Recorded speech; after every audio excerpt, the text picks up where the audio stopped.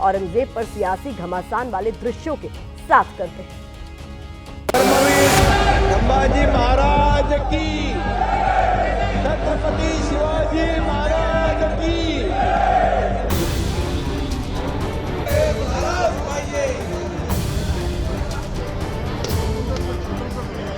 अबू आझमीचा धिक्कार करतो।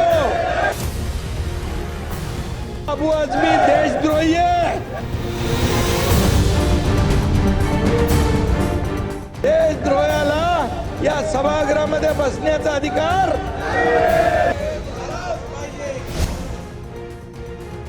अबू आझमी निलंबित झाला पाहिजे आणि त्याच्यावर देशद्रोहाचा गुन्हा दाखल झाला पाहिजे।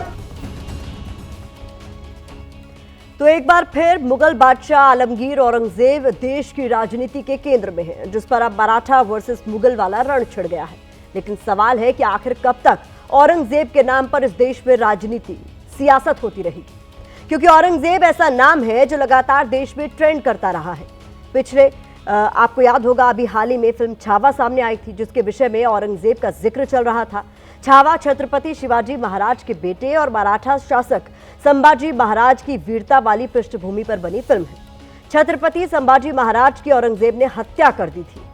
अब औरंगजेब समाजवादी पार्टी के नेता अबू आज़मी के एक बयान के बाद दिल्ली से लेकर महाराष्ट्र तक के सियासी गलियारों में ट्रेंड कर रहा है।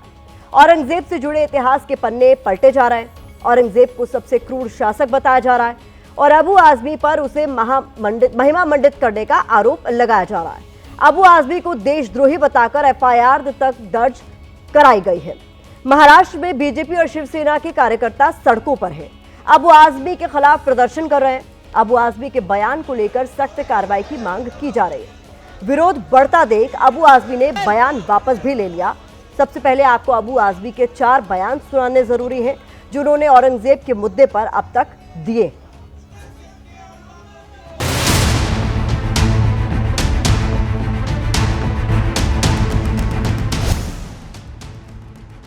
बिल्कुल नहीं, मैं बिल्कुल क्रूर शासन नहीं मानता। ये जो है उस वक्त लड़ाई थी, राजकाज की लड़ाई थी, समझा आपने। कोई हिंदू मुस्लिम की लड़ाई नहीं थी कि औरंगजेब की फौज में हिंदू थे, छत्रपति शिवाजी के महाराज के सिपहसार मुस्लिम थे। ये हिंदू मुस्लिम लड़ाई बिल्कुल नहीं थी। औरंगजेब के ज़माने में भारतवर्ष जो है सोने की चिड़िया था। हमारी सरहद जो है अफगानिस्तान बर्मा तक बढ़ी हुई थी, समझा आपने। और इसी को देख कर अंग्रेज़ यहाँ आया था। एक इंसाफ पसंद बादशाह था वो। इसको ज़बरदस्ती के हिंदू मुस्लिम करके नफरत वाला काम नहीं करना चाहिए। राजा लोग सत्ता और संपत्ति के लिए संघर्ष करते थे। उनका वो धर्म के नाम पे उनका कोई काम नहीं था कि धर्म हिंदू करो मुस्लिम करो। जिसने 52 साल तक हुकूमत किया हो, तो अगर ज़बरदस्ती हिंदुओं को मुसलमान बनाना चाहता हो तो भारतवर्ष में कितने हिंदू मुसलमान बन जाते। अगर वो हिंदू के खिलाफ होते तो 34% हिंदू उनके साथ नहीं रहते और उनका सिपह सालार हिंदू नहीं रहता। मेरा कहना है कि इसको हिंदू मुस्लिम एंगल से नहीं देखना चाहिए। और ये सच है कि उनके राज में भारतवर्ष सोने की चिड़िया था। भारतवर्ष की सीमा अफगानिस्तान और बर्मा तक थी। मैंने कभी अपने किसी महापुरुष के बारे में कोई एक लफ्ज़ गलत नहीं बोला है, लेकिन अगर इन चीज़ों से किसी को वो लगता है कि इसको तोड़ मरोड़ के पेश करके किसी को लगता है कि मैंने गलत बोला है, तो भाई मैं अपनी पूरी स्टेटमेंट को वापस लेता हूँ। मैंने इसमें कोई ऐसी चीज़ नहीं बोला है कि किसी महापुरुष का अपमान हो। मैं महापुरुषों का आदर करता हूँ, महापुरुषों का सम्मान करता हूँ। मैं कैसे उनके खिलाफ बोल सकता हूँ? ये लोग जानबूझ करके ये ज़बरदस्ती एक इशू खड़ा कर रहे हैं।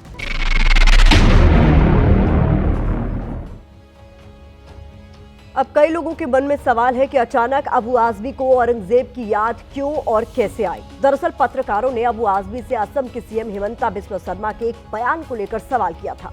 बयान में हिमंता बिस्वा शर्मा ने कांग्रेस नेता राहुल गांधी और बंगाल की सीएम ममता बनर्जी की तुलना औरंगजेब से की थी।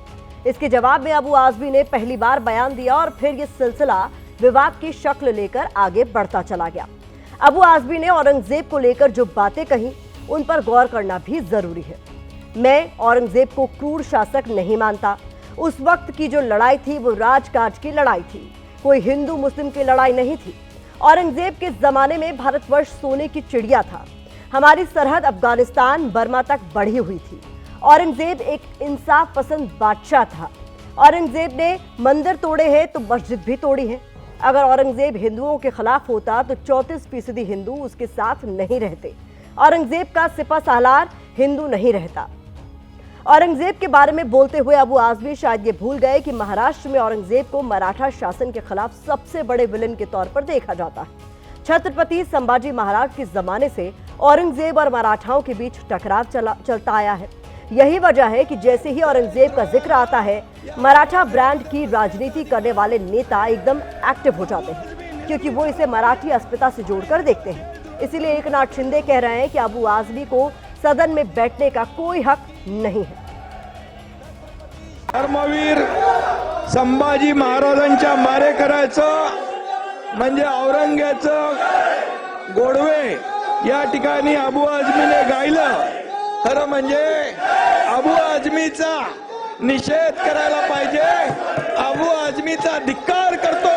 अबू आझमीनी यापूर्वी देखील छत्रपती शिवाजी महाराजांच्या बद्दल अतिशय चुकीचं वक्तव्य केलं होतं आणि म्हणून त्यावेळी देखील हा वारंवार अबू आझमी छत्रपती शिवाजी महाराज आणि संभाजी महाराजांचा जाणीवपूर्वक अपमान करतो। हा खरं म्हणजे छत्रपती संभाजी महाराजांनी देशासाठी बलिदान केलं, आपला प्राणांचं बलिदान केलं, पण धर्म बदलला नाही। अशा संभाजी महाराजांचा शिवाजी महाराजांचा अपमान करणं म्हणजे हा अबू आझमी देशद्रोही आहे, देशद्रोही आहे। आणि म्हणून या देशद्रोहाला या सभागृहामध्ये बसण्याचा अधिकार